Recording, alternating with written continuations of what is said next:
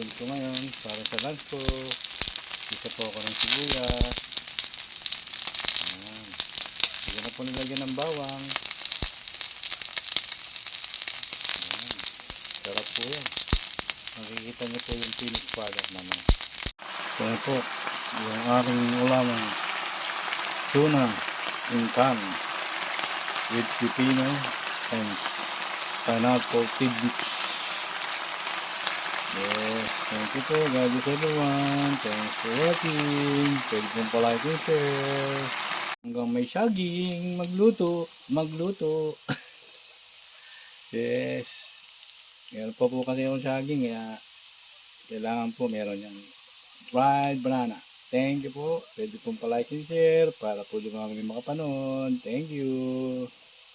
Tara po, kain po tayo. Ito po yung ulam ko. Meron po akong fried banana ulit.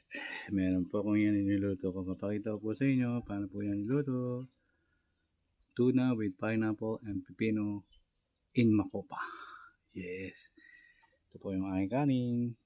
Thank you po. God bless everyone. Thanks for watching.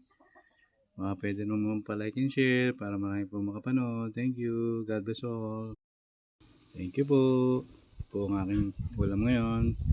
Yan po, papakita ko sa inyo paano po niluto. Thank you po. God bless everyone. Thanks for watching. Pwede naman po pa-like and share. Thank you.